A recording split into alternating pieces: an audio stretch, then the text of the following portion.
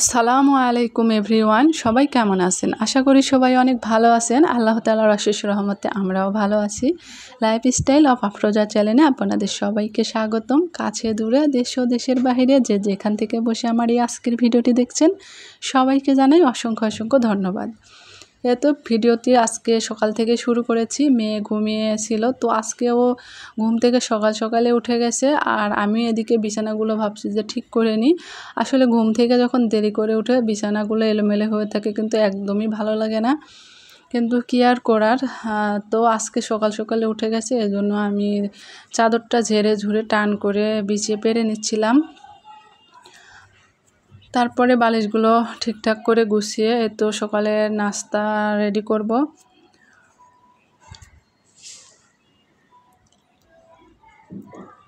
আর আমি গরমের দিনে কি যে নতুন চাদরগুলো উঠিয়ে রেখে পুরাতন চাদরগুলো বেশি পারি, কারণ মনে হয় যে বেশি গরম লাগে। যাই হোক, এদিকে হচ্ছে দুটো ডিম সিদ্ধ করে নিয়েছিলাম মা মেয়ের জন্য। তো আমি এদিকে ডিমটা সুন্দর করে একটু কেটে নিয়ে তো এখন আমি ডিমটা খেয়ে নেব। আর এদিকে হচ্ছে শুকনো মরিচ পেস্ট করার জন্য আমি ভিজিয়ে রেখেছি।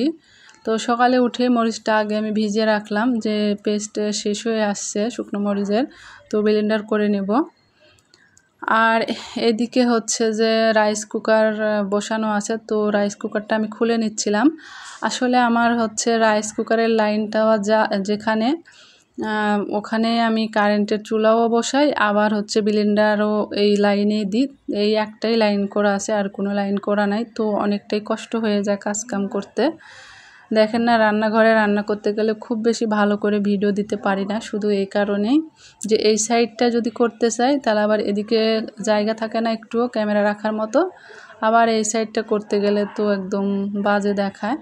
তো যাই হোক, দেখতে পাচ্ছেন যে আমি পেস্টটা করে নিয়েছি, আর কতটা একদম মিহি একদম হয়ে গেছে। তো আপনারা এভাবে বাসায় শুকনো মরিচের পেস্টটা ব্লেন্ডারে করে নিতে পারেন, এতে কোনো ভেজাল থাকবে না, আর তরকারি খেতেও সুস্বাদু হবে। তো এই বক্সটার মধ্যে একটু পেস্ট ছিল শুকনো মরিচের, তো আমি এর ভিতরে ঢেলে রাখলাম আর কি। তো ভিডিওটি দেখতে দেখতে যারা এই পর্যন্ত চলে এসেছেন, প্রতিদিনের মতো ছোট্ট একটা রিকোয়েস্ট, প্লিজ আমার ভিডিওতে একটি লাইক দিয়ে শুরু করবেন, আর পুরো ভিডিওটি কন্টিনিউ করার চেষ্টা করবেন। আমি কিন্তু আপনাদের ফুল ভিডিও ওয়াচ করি। আমি দুইটা ফোন থেকে ভিডিও দেখি, দুইটা ফোন থেকে আপনাদের ভিডিও ফুল ওয়াচ করে দিই। তো এদিকে হচ্ছে ভাত বসিয়ে দিয়েছি, এটা আসলে দুপুরের রান্না। তো আর এদিকে হচ্ছে যে আমি ছোলা বুট কাল রাত্রে ভিজিয়ে রেখেছিলাম, তো অনেকটাই ছোলা বুট ভিজিয়ে সিদ্ধ করে নিলাম প্রেশার কুকারে 2টা সিটি দিয়ে।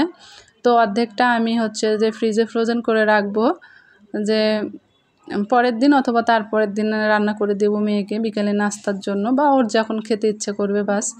এই জন্য আমি হচ্ছে যে একটু ফ্রিজে রাখলাম, আর বাকিটুকু হয়তো আমি এখন হচ্ছে ছোলাটা রান্না করে নেব।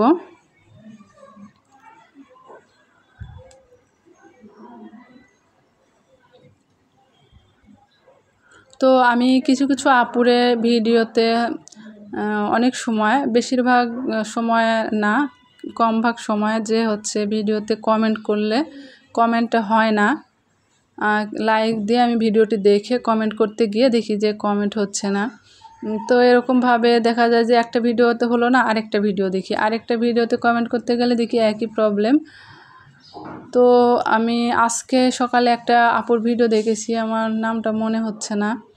তো ওনার ভিডিওতে এরকম সমস্যা, মানে আমি 2টা ভিডিও দেখার পরেও কমেন্ট করা যায়নি। পরে আরেকটা ভিডিওতে আবার ছোট একটা ভিডিওতে দেখলাম যে কমেন্ট করা গেল। তো আমি আপুর ভিডিওতে কমেন্ট করে এসেছি যে আপু 2টা ভিডিও দেখলাম কিন্তু কমেন্ট করা যায়নি, কেন জানি না। এখন আমার নামটা মনে হচ্ছে না, ওই আপুর মানে আইডিটা আমার মনে পড়ছে না। যাই হোক, আপু যদি ভিডিওটি দেখে থাকে তাহলে অবশ্যই বুঝতে পারবে, কারণ তাকে তো আমি কমেন্ট করে এসেছি। তো আমরা সবাই সবার পাশে থাকব, নয়তো কিছুতে আমাদের এই প্ল্যাটফর্মে এগিয়ে যাওয়া সম্ভব নয়। তো সৎভাবে যদি আমরা কাজ করে যাই তাহলে নিশ্চয়ই একদিন সফলতা পাবো।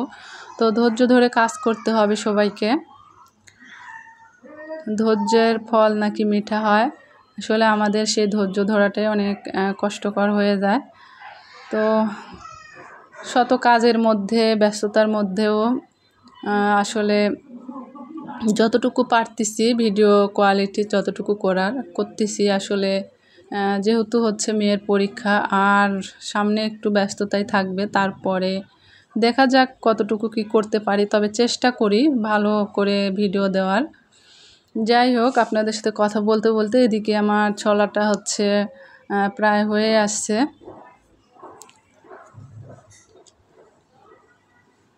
তো যেটা বলছিলাম যে শত ব্যস্ততার মাঝেও নিজেকে একটু পরিপাটি রাখার চেষ্টা, শত ব্যস্ততার মাঝেও নিজের জন্য একটু সময় বের করতে হয়, নিজেকে সময় দিতে হয় আর নিজেকে একটু পরিপাটিও রাখতে হয়।